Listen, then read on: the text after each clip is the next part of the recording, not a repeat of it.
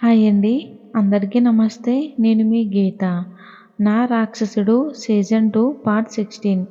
Part 15 తర్వాత 16 చూడండి. విరాజ్ భూమిని తీసుకుని ఇంట్లో అందరికీ చెప్పి యూఎస్ఏ వెళ్ళడానికి సిద్ధమయ్యాడు. భూమి ఏడుస్తూ ప్లీజ్ నేను మీతో రాను, నన్ను మా ఇంటికి పంపండి అని అంది. రాజ్ నవ్వుతూ స్వీటీ, నా గురించి నీకు పూర్తిగా తెలీదు. నువ్వు అవునన్నా కాదన్నా నాతోనే తీసుకుని వెళ్తాను. వెళ్ళి ఫ్రెష్ అవ్వు అని అన్నాడు. భూమి ఏడుస్తూ ప్లీజ్ నేను మా అమ్మ నాన్నని వదిలి ఎప్పుడూ ఉండలేదు. నేను మీతో రాను. నన్ను బలవంతంగా తీసుకెళ్లాలని చూడొద్దు. రాజ్ భూమిని చూస్తూ మాట్లాడడం అయ్యిందా? భూమి విరాజ్ని చూస్తూ నేను మీతో రాను, ఇప్పుడే మా ఇంటికి వెళ్ళిపోతాను అని వెళ్తున్న భూమి చెయ్యి పట్టుకుని తన మీదకి లాక్కుని తన మొహం మీద పడ్డ జుట్టుని చెవి వెనుకకు పెడుతూ నువ్విప్పుడు నాతో రాలేదు అంటే అక్కడ హాస్పిటల్లో ఉన్న మీ బావ మార్చురీలో ఉంటాడు. నీకు మీ బావను అలా చూడాలి అనిపిస్తే నాకు ఎటువంటి ఇబ్బంది లేదు, వెళ్ళు అని అన్నాడు. భూమి భయంతో ప్లీజ్ మా బావని ఏం చెయ్యొద్దు, నేను మీతో వస్తాను. విరాజ్, ఇలా ఏడుపు మొహంతో కాదు, నీ మొహంలో నవ్వు కనిపించాలి. ఇంట్లో ఉన్న వాళ్ళకి నీ ఇష్టంతోనే నువ్వు నాతో వస్తున్నట్లు ఉండాలి. భూమి తన కన్నీళ్లు తుడుచుకుని సరే అలాగే వస్తాను. మా బావని మాత్రం ఏం చెయ్యకండి. చూస్తుంటే నీకు మీ బావంటే చాలా ప్రేమ అనుకుంటా. భూమి, ప్రేమ కాదు ప్రాణం. మీరు నా మెడలో తాళి కట్టినంత మాత్రాన నా బావ నాకు ఏం కాకుండా పోడు కదా. నా మనసులో ఎప్పటికీ నా బావ మాత్రమే ఉంటాడు. విరాజ్ నవ్వుతూ నీ మనసులో ఉన్న మీ బావ స్థానంలో తొందరలోనే నేను ఉంటా స్వీటీ. భూమి, అది అంత తేలిక కాదు మిస్టర్ విరాజ్ నందన్ కృష్ణ. విరాజ్ నవ్వుతూ పర్వాలేదు, నా భార్యగా ఈ ఇంట్లో అడుగుపెట్టిన 24 గంటల్లోపే నువ్వు కూడా శ్రీమతి విరాజ్లా మారిపోయి నాతో ఇంత గట్టిగా మాట్లాడుతున్నావు. కొన్ని రోజుల్లోనే నువ్వు పూర్తిగా మారిపోతావు. కాదు మార్చేస్తాను. విరాజ్ భూమిని వదిలి 10 నిమిషాల్లో స్నానం చేసి నువ్వు నా ముందు ఉండాలి, లేదంటే నేనే స్నానం చేయిస్తాను అని అన్నాడు. విరాజ్ అన్నంత పని చేస్తాడు అని పరుగున వాష్రూమ్కి వెళ్ళింది భూమి. వెళ్తున్న భూమిని చూస్తూ నవ్వుతూ పిచ్చి భూమి, నువ్వు నా ప్రాణమే, నిన్నెలా వదులుకుంటాను చెప్పు. నీతోనే లవ్ యూ విరాజ్ అని చెప్పించుకుంటాను అని కిందకి వెళ్ళాడు. విరాజ్ చెప్పినట్టు 10 నిమిషాల్లో భూమి విరాజ్ ముందుకు వచ్చింది. Viraj, good sweetie, time maintain చేస్తున్నామన్నమాట. సరే పద, టిఫిన్ చేసి వెళ్ళాలి, ఇప్పటికే ఆలస్యం అయ్యింది అని అందరితో టిఫిన్ చేసి అందరికీ చెప్పి భూమితో ఎవరిని మాట్లాడనివ్వకుండా తన్ని తీసుకుని వెళ్ళాడు. అక్కడ రన్వేలో తమ కోసం ఉన్న ఫ్లైట్లో వెళ్ళి కూర్చున్నాడు. తన పక్కనే భూమి కూడా ఉంది. తను విరాజ్ పక్కన కూర్చుందనే కానీ తన మనసంతా తన అమ్మ నాన్న జై ఆలోచనలే ఉన్నాయి. తన భార్యని ఇలా వదిలేస్తే తన ఆరోగ్యం దెబ్బతింటుందని మాలతి నిన్నటి నుండి పచ్చి మంచినీళ్ళు కూడా ముట్టలేదు. కాస్త భోజనం చేయని అన్నాడు రఘు. మాలతి రఘుని చూస్తూ అలా ఎలా అనగలుగుతున్నారు ఈ మాట? అక్కడ భూమి ఎలా ఉందో, తనని ఎంత బాధ పెడుతున్నారో నాకు ఎంత భయంగా ఉందో తెలుసా? నాకు భూమిని చూడాలని ఉంది. నన్ను ఒకసారి అక్కడికి తీసుకుని వెళ్ళండి. రఘు, తను అక్కడ లేదు మాలతి. ఈరోజు ఉదయం యుఎస్ఏ వెళ్ళిపోయింది. ఆ మాట విన్న మాలతి అలా ఎలా వెళ్తుంది? మనకొక్క మాట కూడా చెప్పకుండా అసలు అలా ఎలా తీసుకెళ్తారు బలవంతంగా? నా కూతురేమీ బొమ్మ కాదు కదా.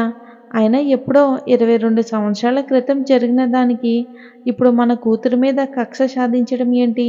భూమి చాలా అమాయకురాలు. మనం చేసిన తప్పుకు తనకి శిక్ష వేయటం ఎందుకు? తను ప్రాణంగా ప్రేమించిన జైకి దూరం అయ్యి తనకి ఇష్టం లేని బలవంతపు బంధంలో తను ఎలా సంతోషంగా ఉంటుంది? రఘు, తన మేనత్తకి జరిగిన అన్యాయానికి తను ఎంత బాధపడుతుందో, తన తాతయ్య నానమ్మలు ఆ దిగులుతో అనారోగ్యం పాలయ్యి ప్రాణాలు విడిచారు. ఆ బాధ ఎలా ఉంటుందో మనకి తెలియచేయాలనే ఇలా చేశాడు. అందుకని నా బిడ్డ బంగారు భవిష్యత్తుని తన కోపంతో ఇలా తనని బలవంతంగా పెళ్లి చేసుకోవడం సమంజసం కాదు. మీరేం చేస్తారో నాకు తెలీదు. నా కూతురు నాకు కావాలి. ఈరోజు తను ఎలా ఉందంటే దానికి కారణం మీరు. మీ వల్లే, మీరు చేసిన పని వల్లే తనకి ఇలా జరిగింది. నా కళ్ళ ముందు సంతోషంగా తిరగాల్సిన నా భూమి ఇలా భయంగా ఒకరికి భయపడుతుంది అంటే ఇలాంటి పరిస్థితికి కారణం మీరే. రఘు, మాలతి ఆవేశపడకు అని అన్నాడు. ఆవేశపడకుండా ఎలా ఉండమంటారు చెప్పండి? మన బుజ్జమ్మని చూసారా నిన్న ఎలా ఉందో? తను ఏడ్చి ఏడ్చి ఎలా అయ్యిందో? మనల్ని వదిలి తను ఒక్కరోజు కూడా ఎప్పుడూ ఉండలేదు. ఇప్పుడు అంత దూరం వెళ్ళింది అంటే తను ఎంతలా ఆ అబ్బాయికి భయపడి ఉంటుందో. రఘు, భూమికి ఏమీ కాదు మాలతి. తను తొందరగానే తిరిగొస్తుంది. ఇంకా కట్ చేస్తే భూమిని హత్తుకుని పడుకున్న విరాజ్‌కి చాలా సేపటికి మెలకువ రావటంతో మెల్లగా లేచి భూమిని చూసి తన నుదుటి మీద ముద్దు పెట్టి, స్వీటీ, నువ్వు ప్రశాంతంగా నిద్రపోయి చాలా రోజులయ్యింది. ఇంకా కొన్నాళ్ళు నువ్వు నా టార్చర్ భరించక తప్పదు. ఎయిర్ హోస్టెస్‌తో ఒక స్ట్రాంగ్ కాఫీ తెప్పించుకుని తాగి ల్యాప్‌టాప్ ఓపెన్ చేసి తన వర్క్‌లో బిజీ అయ్యాడు. భూమి కాసేపు పడుకుని మెలకువ వచ్చిన తర్వాత తనెక్కడ ఉందో చూసి టక్కున లేచి కూర్చుని, నేనిక్కడ ఉన్నాను. ఇది నా బెడ్‌రూమ్‌లా ఉంది. అప్పుడే ఇంటికి వెళ్ళిపోయామా? అని చుట్టూ చూస్తుంది. ఇంతలో తలుపు తెరుచుకుని విరాజ్ భూమి ముందు వచ్చి, హే, అప్పుడే నిద్ర లేచేశావా భూమి? అసలు మనం ఎక్కడున్నాం అని అడిగింది విరాజ్‌ని. తను భూమి చెయ్యి పట్టుకుని తన మీదకి లాక్కుని తన కళ్ళలోకి చూస్తూ నిద్రలో చెరిగిపోయిన జుట్టుని చెవి వెనుకగా పెడుతూ, స్వీటీ, నిద్రలో కూడా నువ్వు చాలా అందంగా ఉన్నావు. నిన్నలా చూస్తూ నన్ను నేను కంట్రోల్ చేసుకోవడానికి చాలా కష్టపడ్డాను తెలుసా? నేను కూడా నిన్ను హత్తుకుని అలాగే పడుకున్నాను భూమి. విరాజ్ చేతిని విసిరికొట్టి, సిగ్గులేదా నీకు నన్నలా ఊహించుకోవటానికి అని అంది భూమి కోపంగా.